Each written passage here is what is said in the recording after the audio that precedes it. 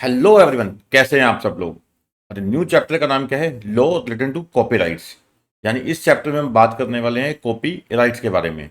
आपको याद ही होगा जो हम सबसे पहला चैप्टर कर रहे थे इंटेलेक्चुअल प्रॉपर्टी राइट्स के बारे में, उसमें क्या बातें हुई हमारी कि जो इंटेलेक्चुअल प्रॉपर्टी राइट्स उसमें क्या कुछ आता है। पेटेंट्स आते हैं, और आपको पता है कि पेटेंट्स किससे जुड़े होते हैं? इन्वेंशन के साथ। जहाँ कोई इन्वेंशन है तो उसको पेटेंट करवाया जा सकता है। उसके अलावा हमने क्या देखा? ट्रेडमार्क्स। आपको ट्रेडमार्क भी याद होगा क्या था? चाहे एक मार्क है, ठीक है, जहाँ पे क्या है, मार्क है। और आप क्या है कि जो किसी गुड्स या सर्विसेज के रिगार्डिंग उस मार्क का क्या है, एज ए ट्रेडमार्क रजिस्ट्रेशन करवाते हो। ठीक है, जहाँ पे क्या था कि आपका जो मार्क है दूसरे मार्क से डिस्टिंग्विशेबल है, ठीक है, in the ordinary course of business. और अब जो हम बात करने वाले हैं वो कॉपीराइट्स के बारे में है। ठीक है, देखिए पेटेंट जो थे वो इन्वेंशन के होते हैं।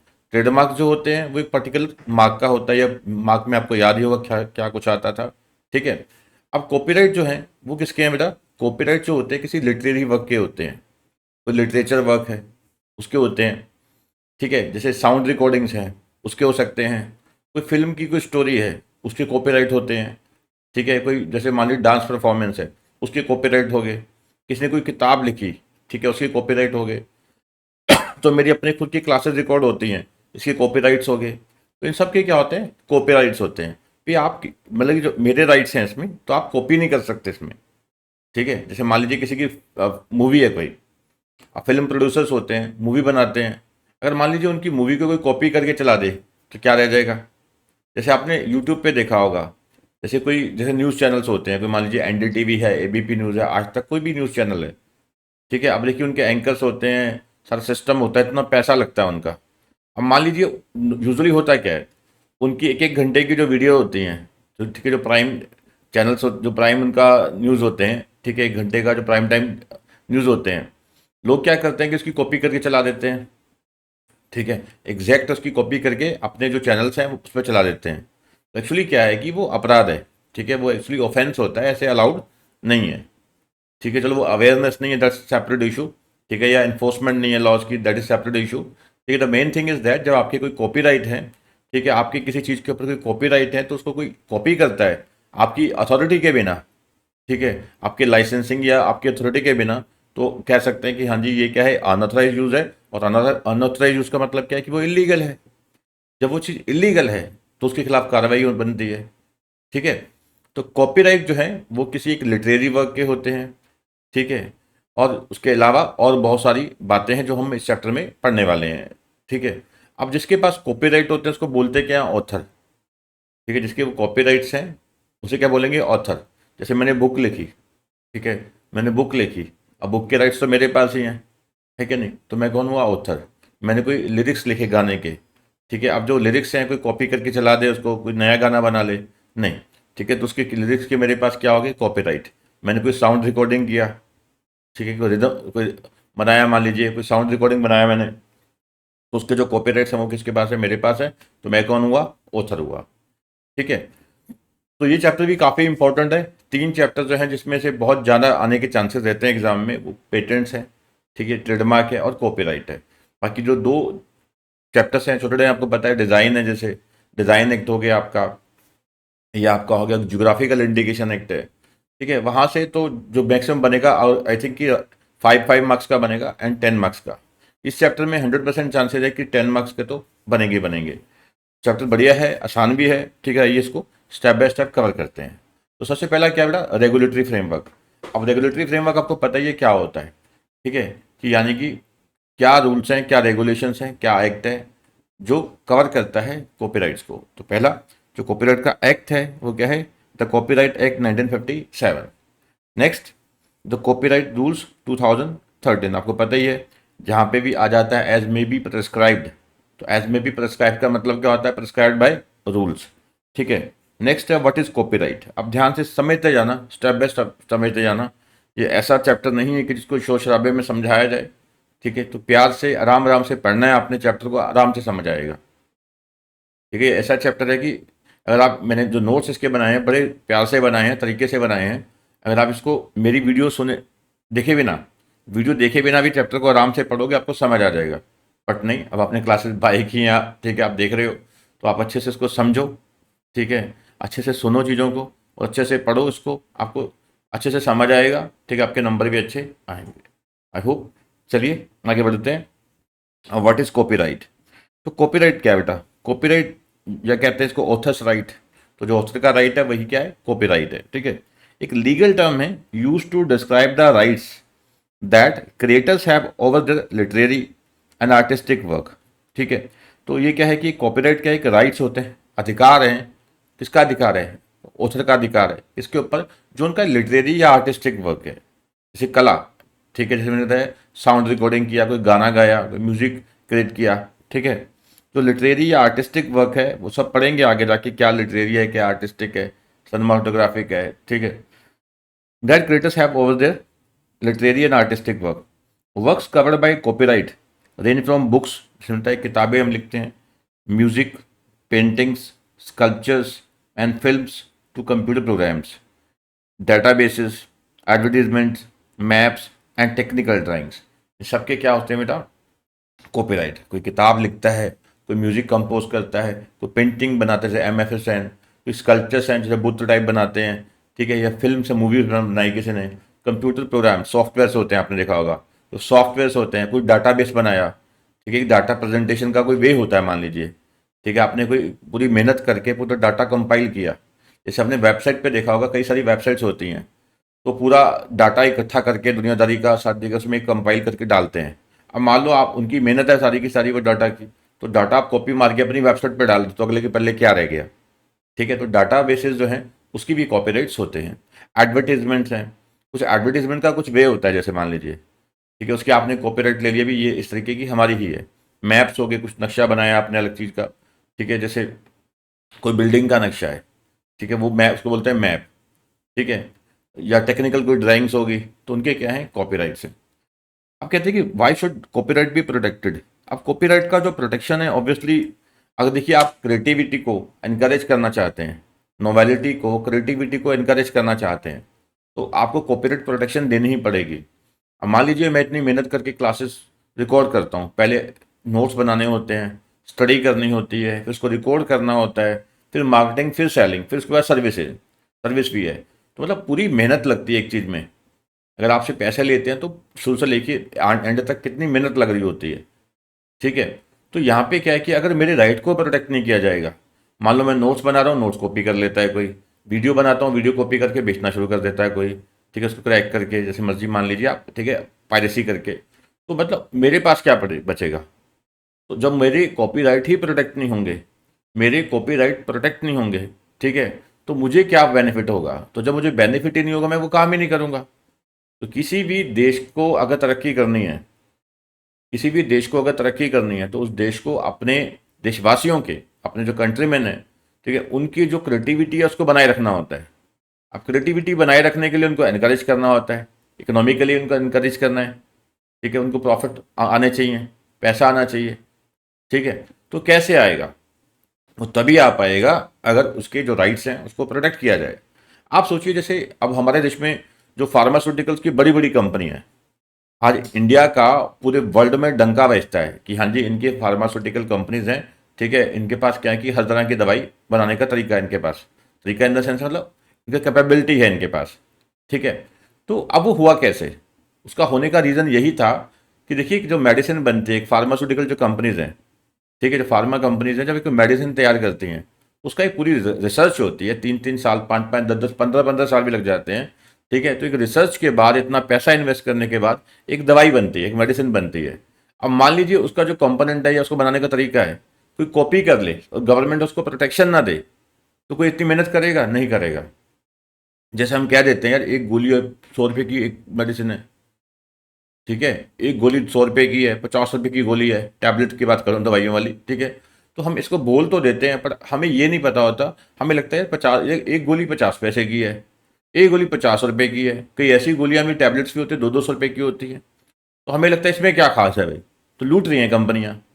एक्चुअल में चलो हो सकता है किसी केस में लूट भी रही हों, पर मेजोरिटी केस में ऐसा होता है कि जैसे उनके पास मतलब उनको इतना पैसा लगता है, उनका इन्वेस्ट किया, उन्होंने इन्वेस्टमेंट किया, रिसर्च किया, और वो एक उन्होंने मेडिसिन निकाली, ठीक है, एक यानी कि वो बीमारियों को कवर करती है।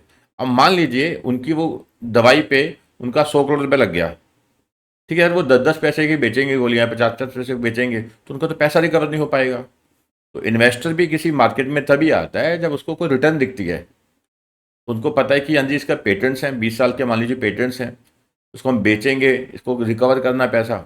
ठीक है, तो वो उसको पहले रिकवर करते हैं, जिनका इन्वेस्टमेंट हो रखा होता है, फिर वो प्राइस घटा देते हैं। आपने देखा होगा कोई भी मेडिसिन होती है, ओवर टाइम वो अपने आप सस्ती होनी शुरू हो जाती है, अपने आप ही वो सस्ती होनी शुरू हो जाती है। उसका रीज़न क्या होता है कि उनकी जो कॉस्ट है वो रिकवर हो चुकी होती है, जो प्रॉफिट का टारगेट होता है वो पूरा हो जाता है। और एक टाइम के बाद क्या है कि गवर्नमेंट जो है बाकी लोगों को भी अलाउ करती है कि हाँ जी अब आप ये मेडिसिन, इसका जेनरिक वर्जन बना सकते हैं। ठीक है ना। चलिए, तो आप समझ गए कि प्रोटेक्शन देनी क्यों जरूरी है। प्रोटेक्शन देने का मेन मकसद यह है कि क्रिएटिविटी को एनकरेज करना।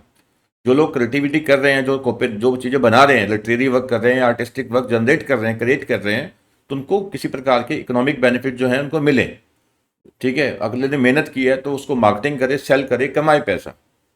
ठीक है, तो ऐसे सबको जो एनकरेजमेंट मिलेगा, जैसे मान लीजिए एम एस स्वामीनाथन है। ठीक है, अब तो उनकी डेथ हो गई। ठीक है, एम एस स्वामीनाथन जो ग्रीन रेवोल्यूशन के कहते हैं एक जन्मदाता माने जाते हैं, ग्रीन रेवोल्यूशन के जन्मदाता माने जाते हैं पूरे देश में। एक टाइम था 1960 के टाइम पे। ठीक है, 1960 के टाइम पे एक टाइम था जब इंडिया फेमिन से जूझ रहा था, अकाल से। ठीक है, जैसे कि ना भुखमरी फैली हुई थी। और आपको शायद पता भी नहीं होगा, जो वेस्टर्न साइंटिस्ट, ठीक है, जिसको लोग यहाँ से भागते हैं इंडिया से, यूएस से जा, कनाडा जा, इधर जा, उधर जा।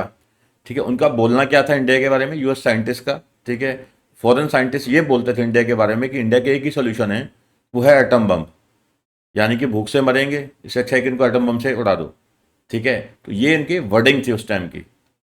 ठीक है, तो मतलब हमें इतिहास नहीं भूलना चाहिए। और अब वो देखो, इंडिया जहाँ पे एक फेमिन्स होते थे, यहाँ पे हैंगर था, भुखमरी से देश मर रहा था जहाँ पे, तो उसके बाद वो क्या हुआ कि यानी कि सरप्लस हो गया, फूड सरप्लस कंट्री बन गया। अब फूड सरप्लस कंट्री कैसे बना।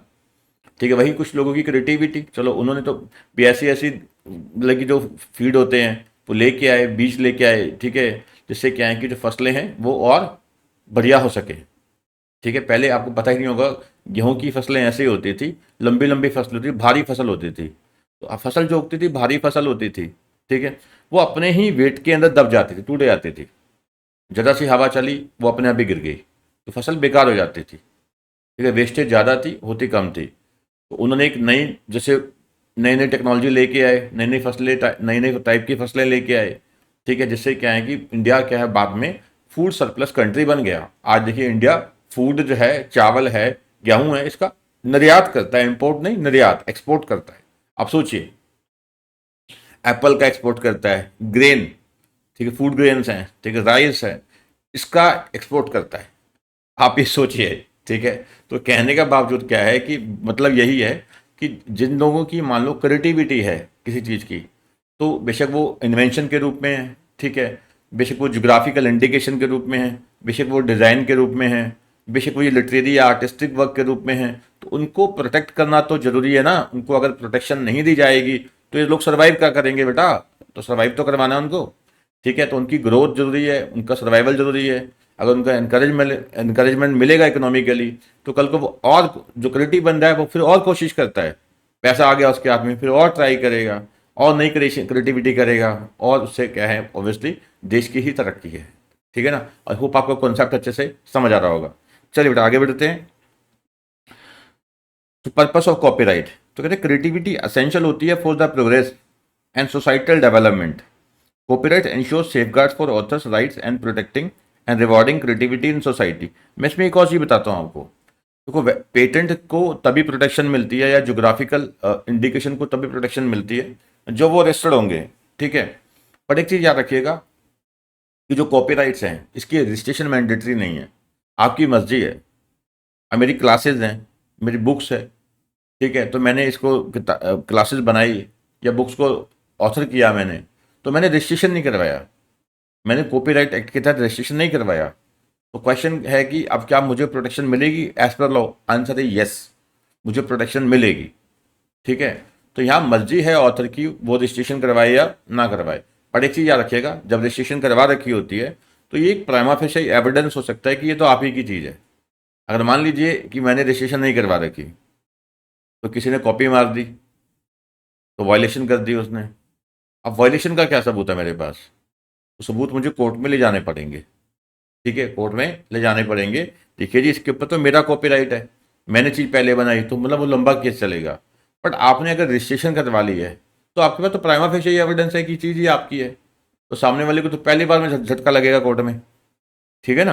तो यानी कि रजिस्ट्रेशन याद रखिएगा ऑप्शनल है। मैं पूरे चैप्टर जैसे जैसे चले जाऊंगा, आप एक चीज़ दिमाग में रखना कि जो रजिस्ट्रेशन है कॉपीराइट की वो ऑप्शनल है, करवाओ ना करवाओ मर्जी है।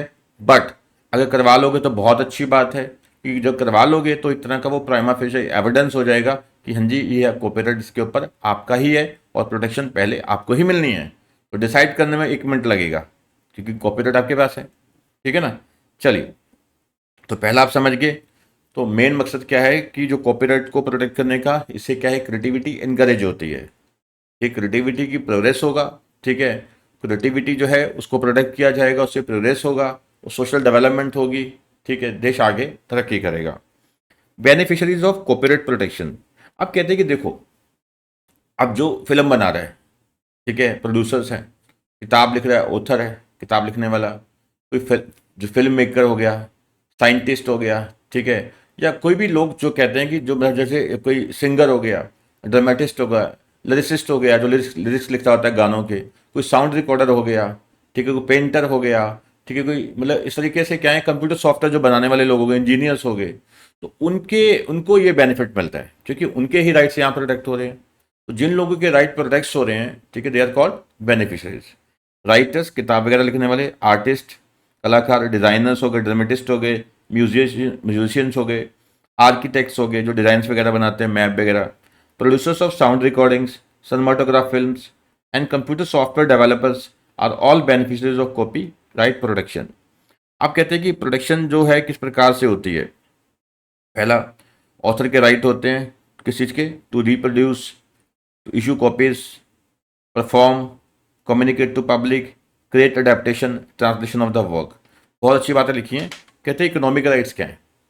दो तरह के राइट्स होते हैं। देखो, कॉपीराइट जो है दो तरह के राइट्स देता है, ध्यान से समझिएगा। एक होता है पैसे वाली बात, दूसरा होता है नैतिकता।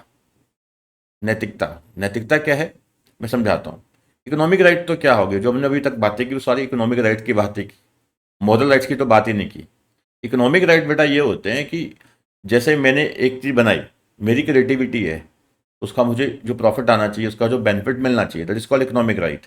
कि मैं ही उस चीज़ को लिख सकता हूँ, ठीक है, मैं ही उस चीज़ को छाप सकता हूँ, मैं ही उस चीज़ को कम्युनिकेट कर सकता हूँ, मैं ही उस चीज़ को परफॉर्म कर सकता हूँ, मैं ही उस चीज़ को अडेप्ट करके यानी कुछ चेंज ही करना चाहूँ कर सकता हूँ, मैं उसी की कोई ट्रांसलेटेड कॉपी बनाना चाहता हूँ बना सकता हूँ। यानी एक मूवी आई मान लीजिए गदर, अब गदर की कॉपी कर दे कोई साउथ में, ठीक है, सेम सनी देओल की जो फिल्म थी गदर, उसकी कोई कॉपी कर दे सेम डिट्टो, ठीक है, स्टोरी की, तो उससे क्या है कि वो कॉपीराइट वायलेशन माना जाएगा। तो मान लो फिल्म तो हिंदी में थी, अब उसको तमिल में बनाना है, तो तमिल में बनाने का राइट भी उसी प्रोड्यूसर के पास है जिन लोगों ने हिंदी में बनाई थी। तो तमिल में कोई बनाना चाहता है तो उसको पहले कॉपीराइट, उनसे क्या है, लाइसेंस लेना पड़ेगा, परमिशन लेनी पड़ेगी, जो गदर फिल्म की हिंदी जिन लोगों ने हिंदी फिल्म बनाई थी। यानी कि कुछ ट्रांसलेशन भी करनी है, मैंने किताब लिखी इंग्लिश में, अब उसको हिंदी वर्जन लेके आना है, तो कोई बंदा कॉपी करके हिंदी वर्जन ले आए, चलेगा? नहीं चलेगा। तो हिंदी वर्जन भी कौन ला सकता है? मैं ही ला सकता हूँ। आप समझ रहे हैं बात को? यस सर, समझ रहे हैं। ठीक है, तो ये बात है कुल मिला के। ठीक है ना? तो ये बात है कुल मिला के। ठीक है, ये क्या हो गए, इकोनॉमिक राइट हो गए, बात जहाँ पैसे से जुड़ी हुई है। मेरी क्रिएटिविटी है, मैं चाहता हूँ मुझे ही बेनिफिट मिले। अब मोरल राइट्स क्या होते हैं सर? मोरल राइट्स होते हैं कि देखो, अब एक चीज़ के साथ मेरी क्या है, रेपुटेशन जुड़ी होती है, मेरे काम से ही मेरी रेपुटेशन है। ठीक है, तो मैंने एक फ़िल्म बनाई, मान लो उस फिल्म को तोड़ मोड़ के कर दिया जाए, उसमें कुछ ऑब्सीन मैटर डाल दिया जाए, उसको मिक्सअप कर दिया जाए, ठीक है, तो ये क्या है, ठीक है, मेरी जो रेपुटेशन है उससे वो डैमेज हो रही है। मैंने मान लीजिए किसी को लाइसेंस दे दिया अपनी फिल्म का, जो फिल्म थी मेरी, ठीक है, उसका मैंने लाइसेंस दे दिया कि आप इसको डब करके बना सकते हैं, ठीक है, कुछ और करके बना सकते हैं। मान लो उसमें कुछ ऐसा मैटर ऐड कर दिया सामने वाले ने, जो लाइसेंसी था जिसको मैंने लाइसेंस दिया था, उस लाइसेंसी ने कुछ ऐसा मैटर ऐड कर दिया, ठीक है, जो क्या है, ऑब्सीन है या गलत है, जिससे मेरी जो रेपुटेशन है वो डैमेज हो रही है। ठीक है, तो ये क्या है, अब मेरे मोरल राइट्स हैं कि सामने वाला अगर मेरी चीज़ को क्या है, मेरी जो वर्क है, काम है, मेरा क्रिएटिविटी है, उसको म्यूटिलेट करता है, अडेप्ट करता है, मॉडिफाई करता है, ठीक है, चेंज करता है, ऑल्टर करता है, इस प्रकार से करता है जिससे मेरी जो रेपुटेशन है वो डैमेज हो रही है, ठीक है, तो मैं उसके खिलाफ कार्रवाई कर सकता हूँ। This is called moral rights. तो यानी कॉपीराइट लॉ जो है वो केवल आपको ये बेनिफिट नहीं देता कि आप उससे पैसा कमा सकें, कि कोई कॉपी नहीं करेगा तो उससे क्या है कि आपको फिर इकोनॉमिक राइट होंगे, वो तो है ही है, वो तो है ही है, मेरी मेहनत लगी, मुझे पैसा कमाना है। तो दूसरा है मॉरल राइट्स भी साथ में है। तो यानी आपके काम को कोई बंदा इस प्रकार से मॉडिफाई करता है, ठीक है, जिससे आपकी रेपुटेशन डैमेज हो रही है, ठीक है, तो आप उसके खिलाफ कार्रवाई कर सकते हैं। It's called moral right. जैसे मान लीजिए मैंने एक काम किया, मैंने कुछ लिखा, ठीक है, या फिल्म बनाई, है कि नहीं, गाने लिखा कुछ, तो मैंने सामने वाले को उसका लाइसेंस दे दिया और उससे पैसे ले लिए। तो चलो ये पैसे ले लिए, चलो मेरा इकोनॉमिक राइट प्रोटेक्ट हो रहा है, ठीक है, कोई बात नहीं, इकोनॉमिक राइट मुझे मिल रहे हैं, ठीक है, इकोनॉमिक बेनिफिट हो रहा है। बट मान लीजिए कि यही यही सामने वाला उसको क्या करे, मॉडिफाई कर दे, इस तरीके से करे, डैमेज हो जाए मेरी रेपुटेशन, ठीक है, तो मेरा फिर यहाँ पे मॉरल राइट है उसको रोकने का। आई होप कि आपको समझ आ गया होगा इकोनॉमिक राइट और मॉरल राइट में क्या फ़र्क है। चलिए, मॉरल राइट्स क्या है? Authorship claims integrity, mean integrity है यहाँ पे, ठीक है, जैसे हम मेहनत करते हैं, दिन रात मेहनत करते हैं, तो हमारी भी एक इंटेग्रिटी होती है। मान लो स्टूडेंट हमारे बारे में कुछ गलत बोल जाए, तो क्या हम छोड़ देंगे उसको, खिलाफ कार्रवाई करेंगे? तो उससे हमारी इंटेग्रिटी क्या है, डैमेज होती है, इंटेग्रिटी डैमेज होती है। ऑनेस्टी जो है, ऑनेस्टी, इंटेग्रिटी, ये किसी भी प्रोफेशनल के लिए सबसे इंपॉर्टेंट चीज़ होती है, ठीक है ना। Authorship claim, integrity right, protecting honor and reputation, and a general right to avoid false attribution। यानी कुछ आप गलत चीज़ ऐड कर दो, जैसे सामने वाले की जो ऑनर है, उसका रेपुटेशन है, उसकी जो जो एट्रीब्यूशन है, करेक्टरिस्टिक्स है, वो उसका फॉल्स इंप्रेशन जाए, तो ये ऑथर के पास रहते हैं, बेशक कॉपीराइट असाइन कर दिया जाए। मॉरल राइट में क्या है कि यानी मैंने मान लीजिए आपको लाइसेंस दे दिया, आपको राइट असाइन कर दिए, बट आप उसको इस तरीके से इस्तेमाल करते हैं जिससे मेरी रेपुटेशन डैमेज होती है, तो फिर मैं क्या है कि इवन असाइनमेंट पैसे लेने के बाद भी क्या है, आपके वो राइट जो है, लाइसेंस जो है, कैंसिल कर सकता हूँ, असाइनमेंट कैंसिल कर सकता हूँ। आप कहते हैं अडेप्टेशन क्या है, यहाँ पे शब्द आया था अडेप्टेशन, ठीक है। आप डेफिनेशन से एक एक करके देखते हैं। अडेप्टेशन का मतलब क्या है? Means in relation to dramatic work, conversion of dramatic work into the non dramatic work. कोई ड्रामा था, उसको कन्वर्ट कर दिया। हम पहले ही कह रहे थे कि ये ड्रामा है, ये जस्ट अपने तरीके से बनाया गया है, एक यानी कि फिक्शन है, ठीक है। सामने वाला को मैंने लाइसेंस दे दिया बनाने का, अब वो उसको ऐसे शो करता है कि हाँ ये रियल स्टोरी बेस्ड है, ये क्या है कि बेस्ड ऑन रियल स्टोरी है। तो यानी कि ड्रामेटिक वर्क को आप नॉन ड्रामेटिक वर्क में कवर कर दोगे, कन्वर्ट कर दोगे, तो एक तरह की क्या है, अडेप्टेशन है। दूसरा है in relation to literary artistic work, जहाँ पे कोई लिटरेरी वर्क था, आर्टिस्टिक वर्क था, इनटू ड्रामेटिक वर्क कन्वर्ट कर दिया, इधर थ्रू पब्लिक परफॉर्मेंस और अदर मीन्स, ठीक है। था तो लिटरेरी या आर्टिस्टिक, वर्क क्या था, लिटरेरी या आर्टिस्टिक था, आपने किस में कन्वर्ट कर दिया, ड्रामेटिक वर्क में कवर कर दिया, उसको कन्वर्ट कर दिया, ठीक है। जैसे कि थ्रू पब्लिक परफॉर्मेंस और अदर मीन्स, जैसे मैंने मान लीजिए कोई किताब लिखी, ठीक है, या मैंने कोई वीडियो बनाई, ठीक है, नॉर्मल वीडियो थी, अब उसको क्या किया आपने, ड्रामेटिक वर्क में म्यूजिक ऐड कर दिया, कुछ ऐसा, ठीक है, म्यूजिक ऐड कर दिया, ढोल बाजा बजा दिया, ठीक है। वो क्या हो गया कि यानी कि जो लिटरेरी वर्क था केवल सिंपल एक आर्टिस्टिक वर्क था, तो सामने वाले ने उसको क्या किया, ड्रामेटिक वर्क में कन्वर्ट कर दिया, जैसे पब्लिक परफॉर्मेंस के जरिए, या आजकल तो इलेक्ट्रॉनिक मीडिया है उसके जरिए। इन रिलेशन टू अब्रिजमेंट और pictorial version, abridgement of a literary और ड्रामेटिक वर्क और creation of a version mainly conveyed through pictures suitable for reproduction in a book, newspaper, magazine etcetera. तो यहाँ पे कहते हैं कि देखो कई बार क्या होता है, अब्रिजमेंट क्या होता है, किसी चीज़ को कम करके दिखाना, ब्रीफ में दिखाना। तो कोई लिटरेरी वर्क है, ठीक है, या ड्रामेटिक वर्क है, या कोई creation of version mainly conveyed through pictures suitable for reproduction in a book, newspaper, magazine etcetera. तो मान लीजिए मैंने कोई किताब लिखी, मैंने एक किताब लिखी, डिटेल में किताब थी, तो आपने क्या किया, उस किताब को भी लिख दिया, समरी बना के छाप दिया, ये भी क्या है, अडेप्टेशन है। मेरी एक बुक है, मैंने आपको अलाउ किया है कि आप इसको किसी और मतलब कि ट्रांसलेशन में कन्वर्ट कर सकते हैं, इंग्लिश है तो हिंदी, पंजाबी, मराठा में कर सकते हैं, कोई दिक्कत नहीं है। बट आपने क्या किया, उसको एक अब्रिजमेंट फॉर्म में दिखा दिया, कम फॉर्म में दिखा दिया, अब्रिज कर दिया, समराइज फॉर्म में करके दिखाया, ठीक है। तो वो चीज़ in relation to musical work arrangement transcription, तो ठीक है, आप ट्रांसफॉर्मेशन कर देते हो या ट्रांसक्रिप्ट करते हो एक म्यूजिकल वर्क को, ठीक है। जो म्यूजिकल वर्क का एक ट्रांसफॉर्मेशन होता है, उसको चेंज कर देना, उसका म्यूजिक ही बदल देना, बैकग्राउंड म्यूजिक बदल देना, साउंड चेंज कर देना बीच में, ठीक है।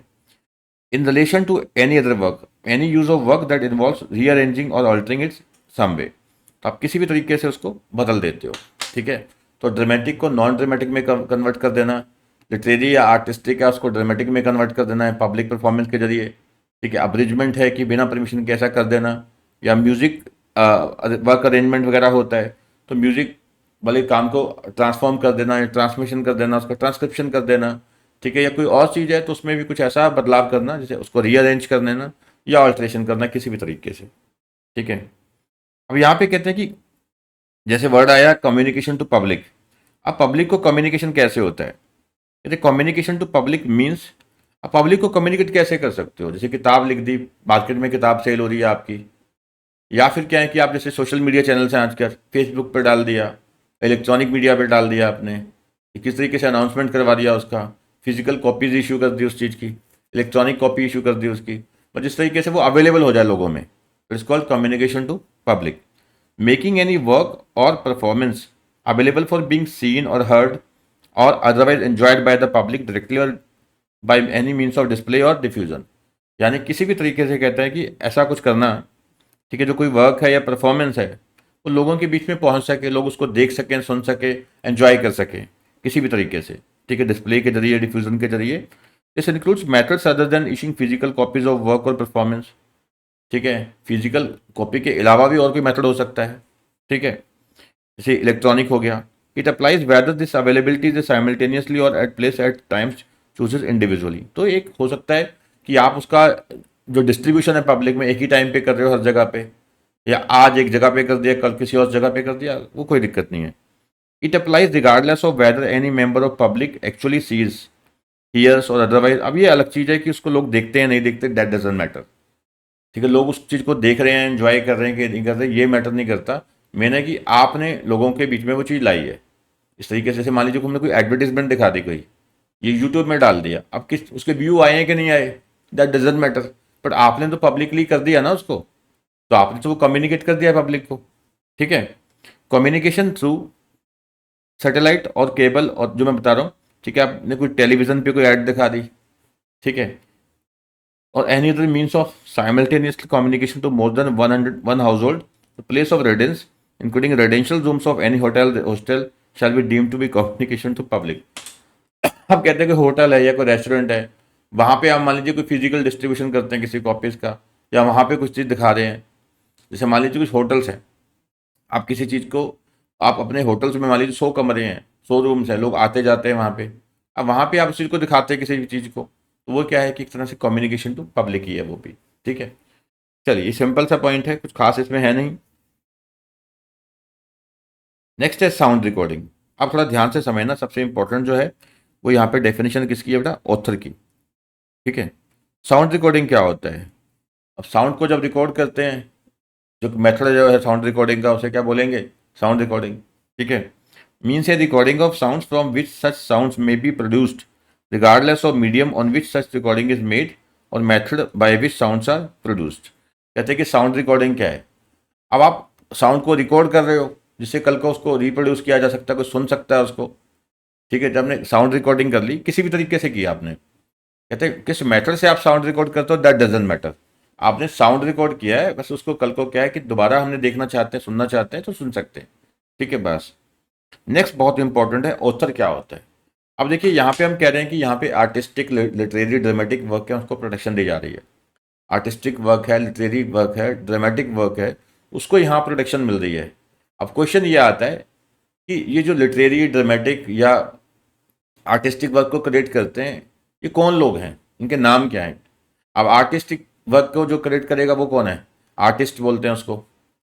ठीक है, अब जो लिटरेरी वर्क, किताब लिखे मैंने, मैं कौन हो गया, एक तरह का ऑथर हो गया, बुक राइटर हो गया। जिसने फिल्म बनाई, ड्रामेटिक वर्क, ठीक है, फिल्म बनाई मान लीजिए कुछ, जिसने लिखी है वो एक, ठीक है, लिखी या बनाई। ठीक है, अब वो क्या है कि फिल्म बनाने वाला प्रोड्यूसर हो गया, जिसने एक फ़ोटो वगैरह जनरेट की वो फोटोग्राफर हो गया। ठीक है, सिनेमा फिल्म बनाने वाला प्रोड्यूसर हो गया। ठीक है, तो ऐसे चलिए वर्क टाइप के हिसाब से डिसाइड होगा कि ऑथर कौन है। अगर लिटरेरी या ड्रामेटिक वर्क है, author of the work. Music जो करता है कंपोज, यानी उसको कंपोजर बोलते हैं। आर्टिस्टिक वर्क का जो बंदा है, एक्सक्लूडिंग फोटोग्राफ्स, कि फोटोग्राफ वाले को तो क्या बोलेंगे, photographer. Person taking the photograph, इसको हम क्या कह सकते हैं, फोटोग्राफर। ठीक है। और आर्टिस्टिक वर्क वाला आर्टिस्ट हो गया, सिनेमाटोग्राफ या साउंड रिकॉर्डिंग वाला बंदा प्रोड्यूसर हो गया, कंप्यूटर जनरेटेड लिटरेरी जैसे कोई सॉफ्टवेयर हो गया, जैसे ड्रामेटिक, म्यूजिकल और आर्टिस्टिक वर्क, तो person who causes the work to be created. ठीक है, तो यहाँ पे ऑथर किस हिसाब से डिसाइड होगा, ठीक है, काम के हिसाब से। लिटरेरी वर्क है, ड्रामेटिक वर्क है तो ऑथर ऑफ द वर्क हो गया। म्यूजिकल वर्क में कंपोजर आ जाएगा, अगर म्यूजिकल वर्क है तो क्या है, जो म्यूजिक कंपोज करता है यानी कंपोजर। फोटोग्राफ है तो जो बंदा फोटोग्राफ क्लिक कर रहा है, ले रहा है, फोटोग्राफर हो गया। सिनेमाटोग्राफी की बात करेंगे तो जो प्रोड्यूसर है, या साउंड रिकॉर्डिंग में प्रोड्यूसर आ जाएगा। कंप्यूटर की बात करेंगे, जो कंप्यूटर है या ड्रामेटिक वर्क है, आर्टिस्टिक वर्क है, उसके अलावा इस तरीके का, ठीक है, तो पर्सन जो ये काम करवा रहा है। ठीक है, चलिए नेक्स्ट कहते हैं कि works in which copyright subsist, section number 13 है बेटा, थोड़ा ध्यान से समझना। कहते हैं कि works in which copyright subsist, यानी किन किन चीज़ों में कॉपीराइट होते हैं। यही जो हम पढ़ रहे हैं, लिटरेरी चीज़ें हैं, ठीक है, लिटरेरी वर्क है, आर्टिस्टिक वर्क है, ड्रामेटिक वर्क है, ठीक है, और सर जिसके में साथ में क्या आता है, सिनेमाटोग्राफिक वर्क है, साउंड रिकॉर्डिंग है। ठीक है, तो इन्हीं चीज़ों में क्या मिलते हैं, लिटरेरी, हमें क्या मिलते हैं, कॉपीराइट। ठीक है, जैसे आपसे पूछा जाए कि हमने इन्वेंशन की है, तो इन्वेंशन की है तो हम चाहते हैं कि इसका कॉपीराइट दे दें, नहीं नहीं नहीं नहीं, मना कर देंगे आपको। क्यों? अरे इसके पेटेंट मिलेंगे। ठीक है, मिलेंगे पेटेंट। ठीक है, अगर हमने कोई नया डिज़ाइन बनाया, इसका हमने डिज़ाइन बनाया, ठीक है, तो हमने कोई डिज़ाइन बनाया, हम उसकी रजिस्ट्रेशन करवाना चाहते हैं कॉपीराइट में, हम उस डिज़ाइन का कॉपीराइट लेना चाहते हैं, नहीं मिलेगा। इसलिए क्या है कि इसको हमें जाना पड़ेगा डिज़ाइन एक्ट के तहत। इसकी जो रजिस्ट्रेशन होगी वो क्या होगी, डिज़ाइन एक्ट के तहत होगी। अगर हमारा कोई जैसे ग्रुप ऑफ पर्सनस है, एक एसोसिएशन है, ठीक है, हम मेंबर्स मिलके एक प्रोडक्ट की रजिस्ट्रेशन करवाना चाहते हैं, तो हम कहते हैं कि इसका प्रोडक्ट का लिंक हमारे एरिया से है, जैसे बनारसी साड़ी, दार्जिलिंग टी, ठीक है, बंगाली रसगुल्ला। ठीक है, तो उस केस में क्या है, ना मिलेगा कॉपीराइट, ना पेटेंट, ना डिज़ाइन, तो वो क्या है, जियोग्राफिकल इंडिकेशन है। ठीक है, वो क्या बेटा, जियोग्राफिकल इंडिकेशन, आपको पता ही है। ठीक है, एक ऐसी कोई प्रोडक्ट है इसका जो लिंक है किसी पर्टिकुलर एरिया, रीजन या लोकेलिटी के साथ है या कंट्री के साथ है, that is called geographical indication. ठीक है, तो यहाँ पे जो कॉपीराइट जो होते हैं वो लिटरेरी वर्क है, कोई आर्टिस्टिक वर्क है, सिनेमाटोग्राफिक कोई वर्क है। ठीक है, तो इस प्रकार से चलिए समझ गए आप कॉन्सेप्ट को कि works in which copyright subsist, copyright shall subsist throughout India, पूरे देश में आपको उसका प्रोटेक्शन मिलेगी in the following classes of work, that is to say. अब सर इंडिया के बाहर नहीं मिलेगी, यस मिलेगी, अगर हम उनके कॉपीराइट को यहाँ प्रोटेक्शन देते हैं। मान लो पाकिस्तान के कॉपीराइट को हम यहाँ प्रोटेक्शन नहीं देते, तो पाकिस्तान हमारे कॉपीराइट को क्यों प्रोटेक्शन देगा। अगर मान लीजिए यूएसए के कॉपीराइट्स को हम यहाँ प्रोटेक्शन नहीं देते, ठीक है, तो यूएसए हमारे कॉपीराइट को प्रोटेक्शन क्यों देगा। तो ऐसे मतलब यानी कि कॉरेस्पॉन्डेंस होना चाहिए, रेसिप्रोसिटी होनी चाहिए। यहाँ पे अगर हम फॉरेन वर्क का देखना चाहते हैं कि हमारी कॉपीराइट को फॉरेन में प्रोटेक्शन मिलेगी या नहीं मिलेगी, तो इसके लिए हमें क्या देखना होता है, रेसिप्रोसिटी देखनी होती है कि क्या हम उनके कॉपीराइट को प्रोटेक्शन देते हैं। ठीक है, तो अगर हम दे रहे हैं और हमारा उनके साथ एग्रीमेंट है तो वो भी हमारी कॉपीराइट को प्रोटेक्शन देंगे। ठीक है, अगर वो हमारी कॉपीराइट को प्रोटेक्शन नहीं देते तो हम भी क्यों देंगे उनके कॉपीराइट को प्रोटेक्शन। तो यानी कि नियम लगता है रेसिप्रोसिटी वाला। ठीक है, तुम हमारी प्रोटेक्शन करो, हम आपकी करेंगे, तो इस कॉल रेसिप्रोसिटी। ठीक है, चलिए, तो कहते हैं कि कॉपीराइट जो है उसकी जो प्रोटेक्शन पूरी थ्रू आउट इंडिया होती है। ठीक है, किस चीज़ में होती है, ओरिजिनल लिटरेरी वर्क है, ड्रामेटिक वर्क है, ये अच्छे से याद कर लेना बेटा। लिटरेरी है, ड्रामेटिक है, म्यूजिक है, आर्टिस्टिक वर्क है, साउंड रिकॉर्डिंग है, सिनेमाटोग्राफिक फिल्म है। ठीक है, तो लिटरेरी आ गया, आर्टिस्टिक आ गया, ड्रामेटिक आ गया, म्यूजिक आ गया, सिनेमाटोग्राफिक आ गया, या साउंड रिकॉर्डिंग इसमें आ गया। ठीक है ना।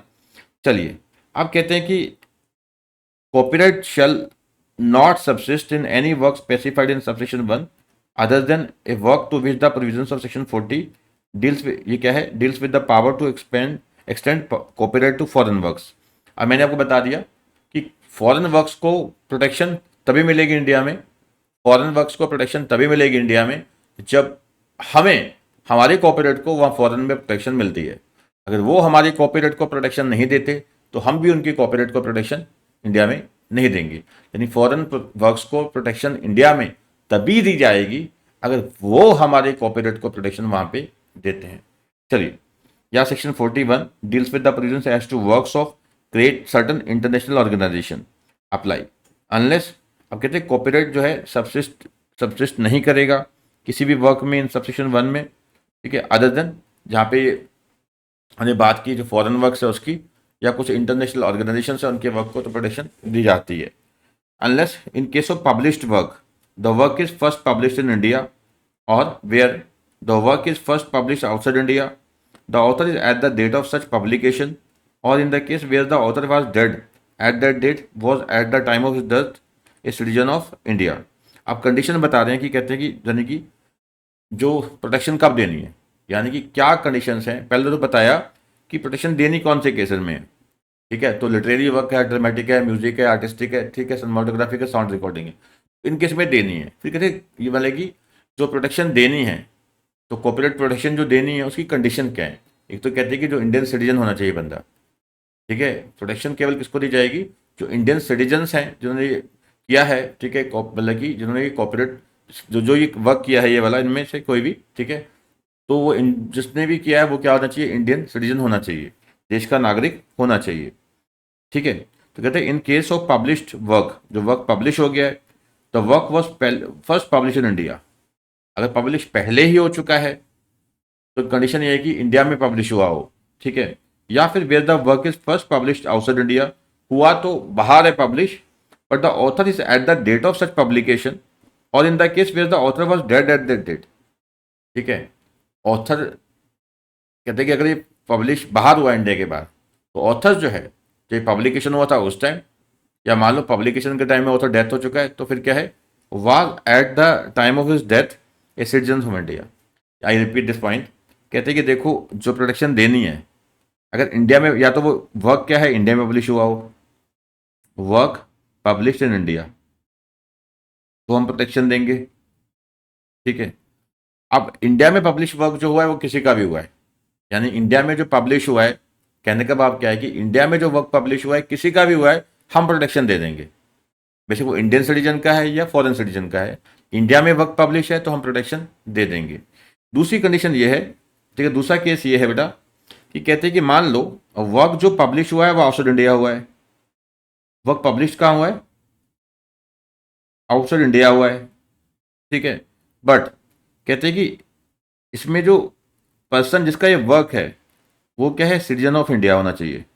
कब, कहते हैं कि जब ये वर्क पब्लिश हुआ था इंडिया के बाहर, उस समय जिसका ये वर्क था, जो ऑथर था, वो क्या था, इंडियन सिटीजन था, ठीक है। या मान लीजिए जिस समय पब्लिश हुआ उसकी डेथ हो चुकी है, तो डेथ के टाइम भी वो क्या था, उस समय इंडिया का सिटीजन था। तो कहने का भाव सिंपल है, इंडिया में पब्लिश होगा तो किसी का भी है, इंडियन सिटीजन का है या बाहर के किसी व्यक्ति का है, तो उसको हम प्रोटेक्शन दे देंगे, तो उसमें उसकी कॉपीराइट इंडिया में सब्सिस्ट करेंगे। अगर मान लीजिए ये जो कॉपीराइट जो हुआ है, मतलब जो वर्क पब्लिश हुआ है, ठीक है, जो जो भी ये जिसमें प्रोटेक्शन दे रहे हैं, लिटरेरी या कुछ भी है, ठीक है, तो अगर ये पब्लिश इंडिया के बाहर हुआ है, इंडिया के बाहर अगर पब्लिश हुआ है, तो उसको हम प्रोटेक्शन केवल तभी देंगे अगर क्या है कि जिसका ये काम था, जो ऑथर था, वो इंडिया का सिटीजन होना चाहिए जिस समय पब्लिश हुआ है, या पब्लिकेशन के टाइम पे जो ऑथर था उसकी डेथ हो चुकी है, ठीक है, तो और वो क्या है, जो पब्लिकेशन के टाइम पे इंडिया का सिटीजन था, तो फिर प्रोटेक्शन तब भी मिल जाएगी आफ्टर डेथ भी, ठीक है।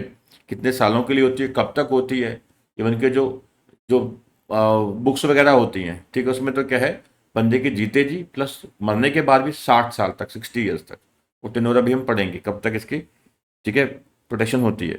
फिर कहते हैं कि जो वर्क पब्लिश नहीं हुआ, ये तो क्या था, इन case of published work, in case of published work, जब वर्क पब्लिश हो चुका है। दूसरा क्या है, in case of unpublished work, जब पब्लिश हुआ ही नहीं है,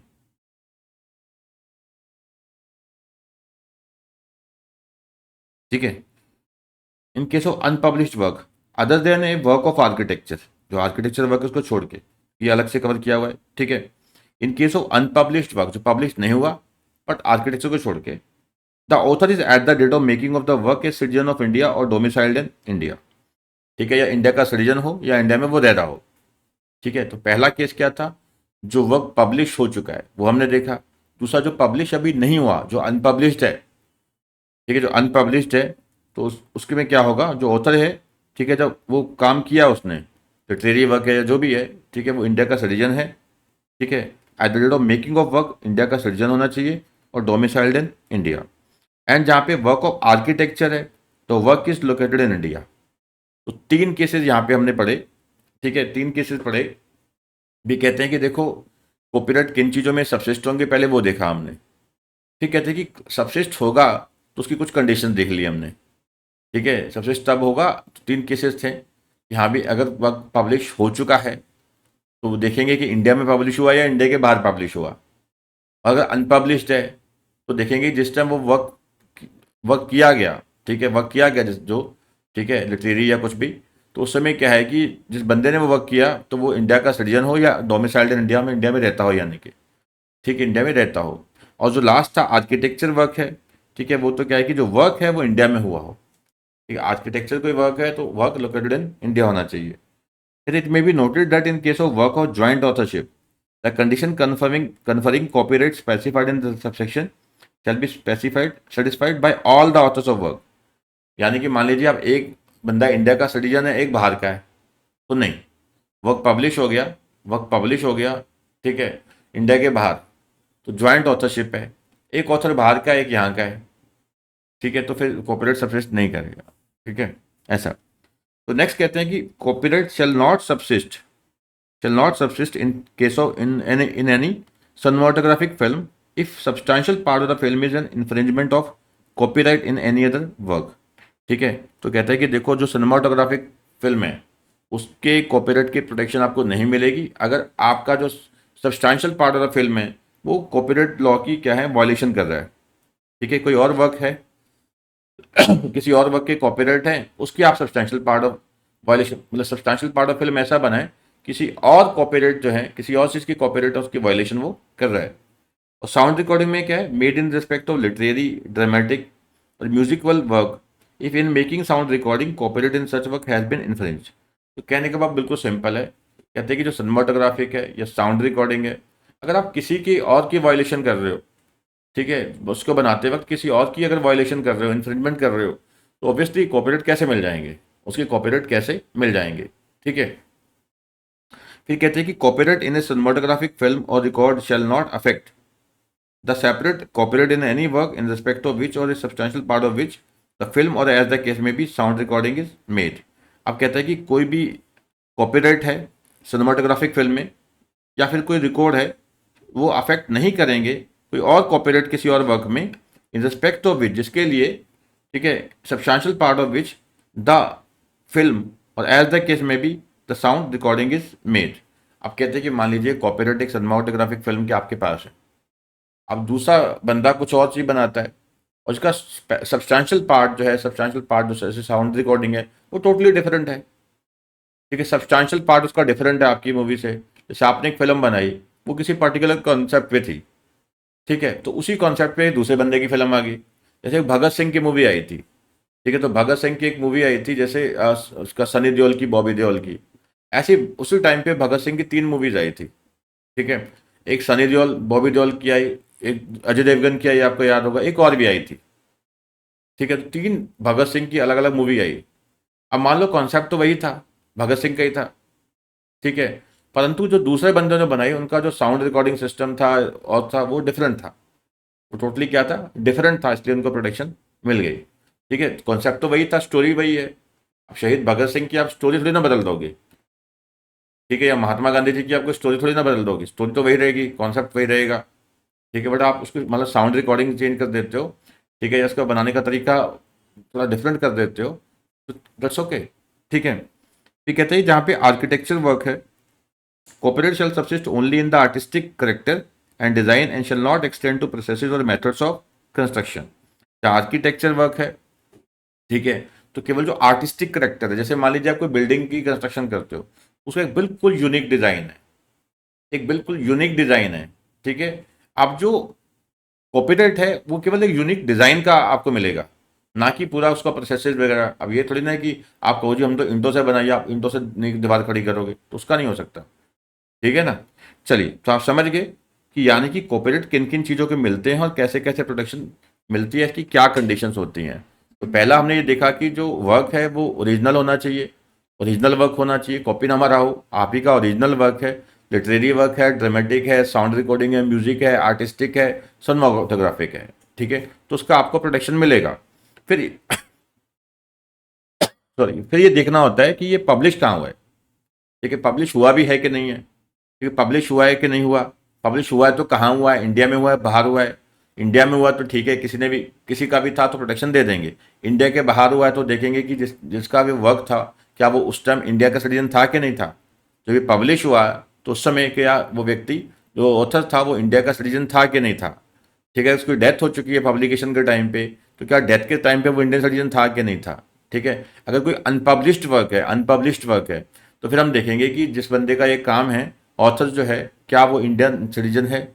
ठीक है, इंडियन सिटीजन है eight the time of making of work, क्या वो इंडियन सिटीजन है, या फिर क्या इंडियन डोमिसाइल का वो बंदा है।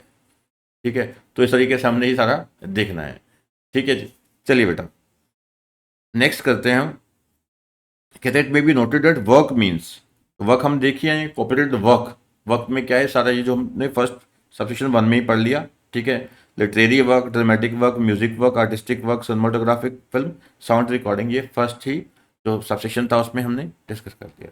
आई होप आपको नींद नहीं आ रही होगी, समझ आ रहा होगा। ठीक है, देखो टॉपिक बहुत टेक्निकल है, मैं आपको समझाने की कोशिश कर रहा हूँ बिल्कुल सिंपल वर्डिंग में। आई होप आपको समझ आ रहा होगा।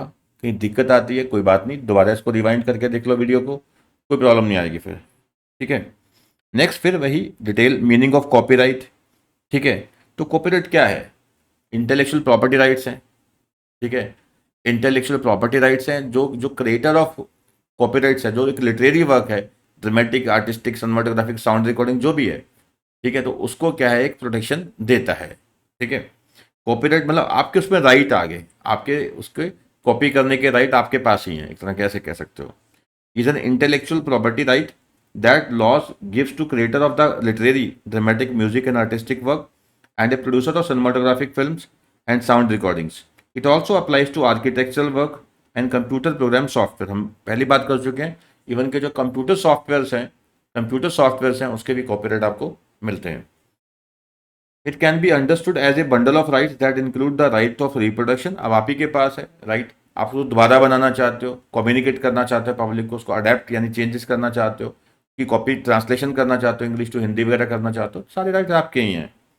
Communication, adaptation, translation of the work. ठीक है, नेक्स्ट है copyright ensures protection to the rights of authors over their creations and in turns aims at rewarding creativity. ये हम बात कर चुके हैं। ठीक है, तो रिवॉर्डिंग क्रिएटिविटी होगा।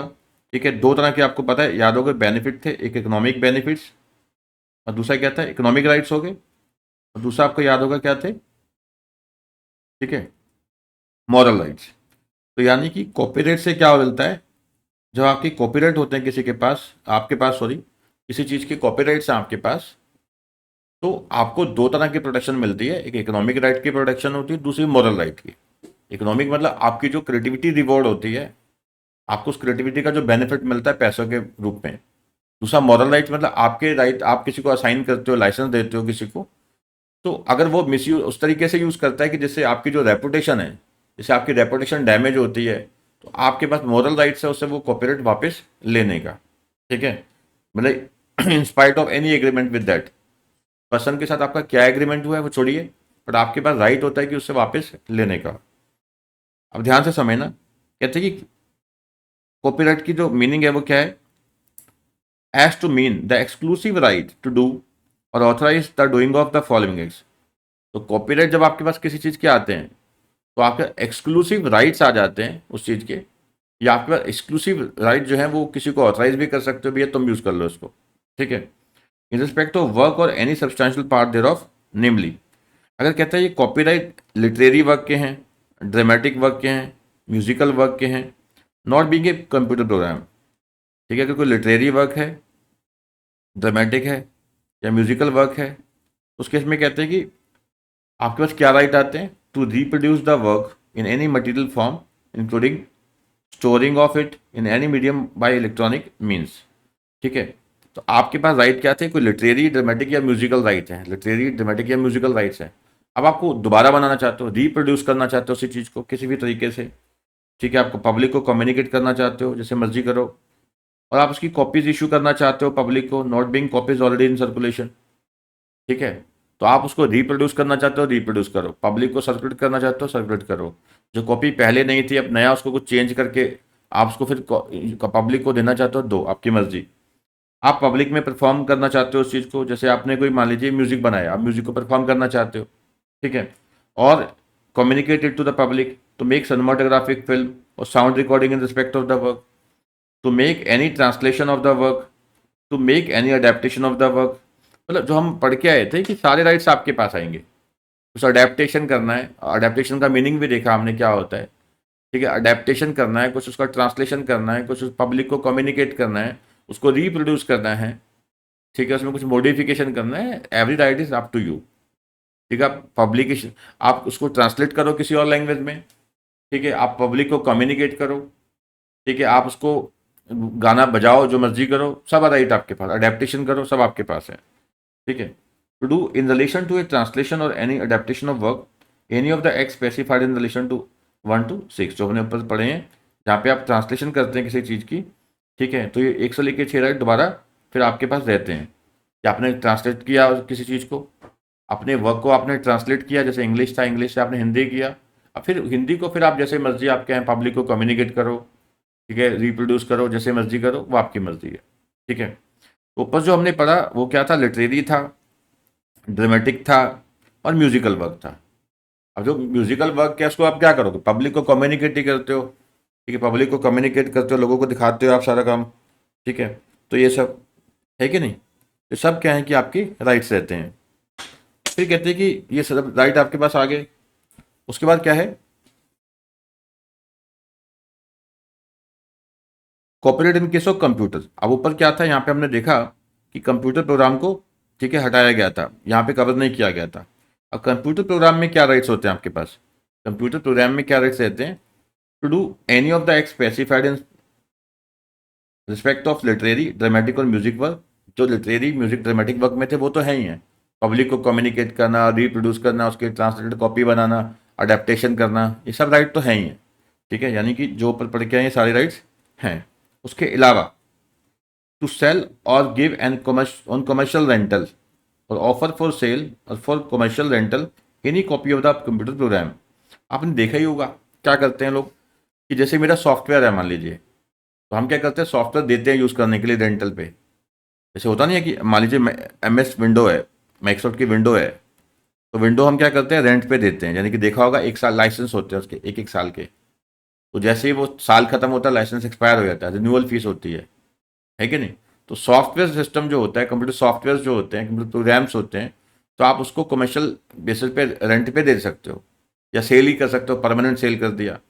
अब मेरे पास एक डायरी है, डायरी, ठीक है, कौन सी, ई डायरी है, यानी मेरा, भी मैंने खरीदी थी प्ले स्टोर से, गूगल एंड्रॉयड जो है, एंड्रॉयड में प्ले स्टोर होता है, तो वहाँ से मैंने बाई की थी। अब मेरे को ना, जैसे मैं डायरी अपने लिखता था शुरू से, मेरी हैबिट है, पिछले 12-15 साल के करीब मेरे को हैबिट है, जो जो मेरे से साथ हो रहा होता है या मुझे जहाँ इम्प्रूवमेंट करनी होती है, मेरी जहाँ गलतियाँ रही होती है, मैं उसको लिखता हूँ, उसको डॉक्यूमेंट करता हूँ मैं। तो नेक्स्ट टाइम कोशिश करता हूँ भी अब ये गलती ना हो, और आई एम लकी कि मैं उसको पढ़ता भी हूँ। At the end of the year मैं उसको पढ़ता हूँ, नेक्स्ट ईयर से ये वही एक कमिटमेंट होती है भी अब ये मैंने मिस्टेक्स नहीं करनी। ठीक है, तो वो मेजोरिटी केसेस में मैं सक्सेसफुल हो जाता हूँ। तो ऐसे क्या है कि मैंने वो ई डायरी बाई की। ठीक है, तो उसमें क्या है कि उसमें मैंने लाइसेंस था, ऐसे मंथली पे कर सकते हो आप, ईयरली पे कर सकते हो, या परमानेंट है। तो मैंने वो 1,000 रुपये दिया, 1,000 रुपये था मेरे ख्याल से, तो मैंने वो परमानेंट बाय कर लिया 1,000 रुपये में।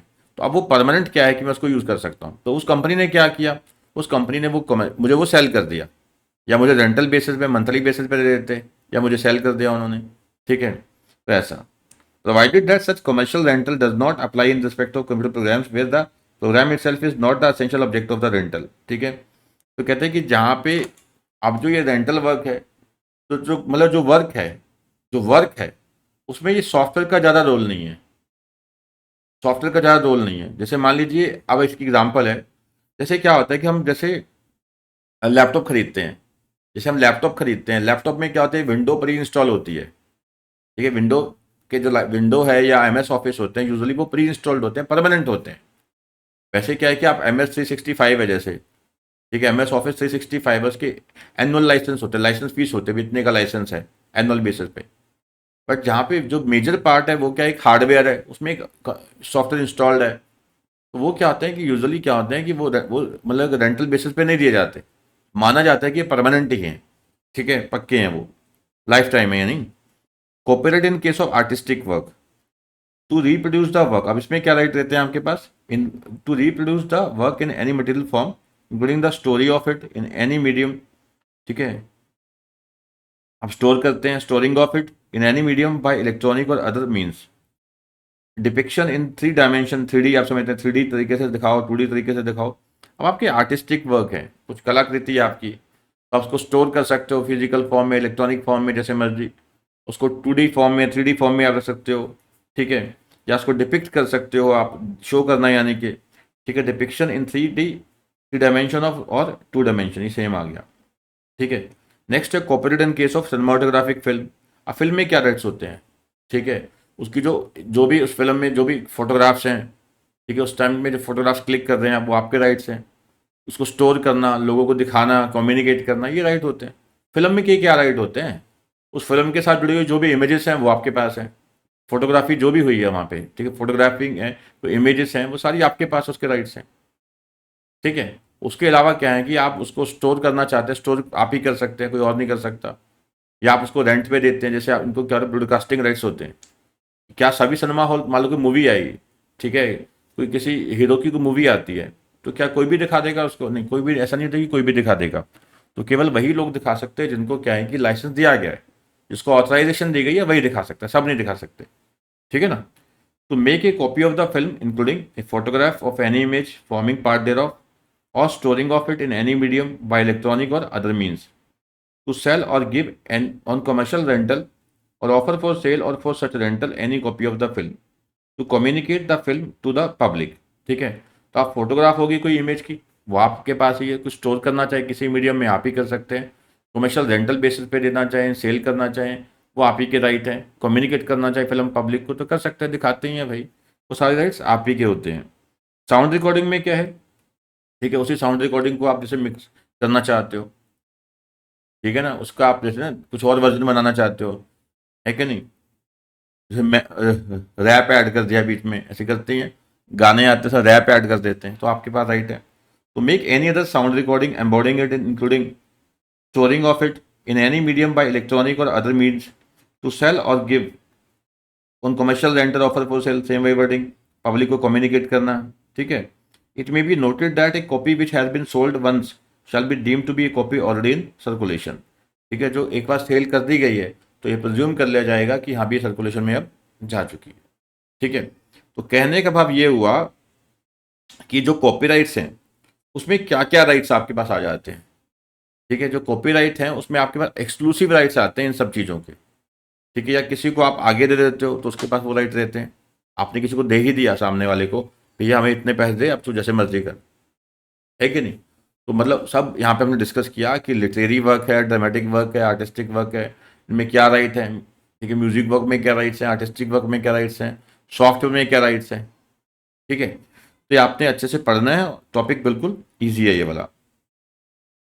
नेक्स्ट है ये जो कमर्शियल रेंटल की बात हो रही है, जो मैंने एग्जाम्पल ली थी मैंने आपको सॉफ्टवेयर की। ठीक है, जैसे पर मंथ रेंट होते हैं, क्वार्टरली हो सकते हैं, हाफ ईयरली हो सकते हैं, कंप्यूटर प्रोग्राम्स के। ठीक है, does not include the rental lease और lending of lending of lawfully acquired copy of computer program, sound recording, visual recording or cinematographic film for non-profit purposes by non-profit library और non-profit educational institutions।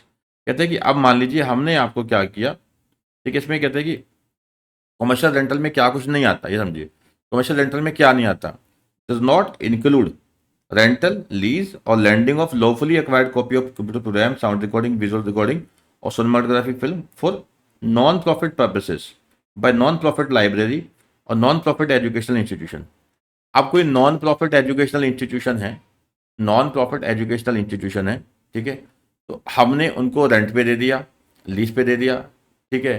यानी ये क्या है, ठीक है, अगर दिया किसको है, जिसको हमने दिया है, ठीक है, जिसको हमने दिया है वो क्या है, नॉन प्रॉफिट पर्पज़ के लिए है, ठीक है, नॉन प्रॉफिट पर्पज़ के लिए है, तो उसको हम कमर्शियल रेंटिंग नहीं मानेंगे। जो और अच्छे से एग्जाम्पल और बनाते हैं, इसमें क्या है कि जैसे एक नॉन प्रॉफिट ऑर्गेनाइजेशन है कि वो किसी को देती है, ठीक है, उनके कुछ राइट्स हैं, मान लो उन्होंने आगे किसी को दे दिए, नॉन प्रॉफिट ऑर्गेनाइजेशन, इनका मकसद प्रॉफिट कमाना नहीं है, इन्होंने किसी को रेंट पे दे दिया, लीज पे दे दिया, तो उसे फिर कहते हैं कि उसे हम कमर्शियल रेंटल नहीं मानेंगे, तो इनका मकसद पैसा कमाना नहीं है, ठीक है। अगर कोई नॉन प्रॉफिट क्या बोलते हैं, अगर कोई क्या है, अगर कोई एक सेकंड, नॉन प्रॉफिट लाइब्रेरी है या कोई नॉन प्रॉफिट एजुकेशनल इंस्टीट्यूशन है, उसके द्वारा, ठीक है, बाय या उसके द्वारा नॉन प्रॉफिट पर्पज के लिए, ठीक है, कोई रेंट पे चीज दिया जाता है कुछ, ठीक है, कंप्यूटर प्रोग्राम, साउंड रिकॉर्डिंग या विजुअल रिकॉर्डिंग या सिनेमेटोग्राफिक फिल्म, या लीज पे दिया जाता है या लेंड किया जाता है कोई लॉफुली अक्वायर्ड कंप्यूटर प्रोग्राम, ठीक है, तो उसको हम कमर्शियल रेंटल नहीं मानेंगे। अब थोड़ा सा दिमाग लगाइए,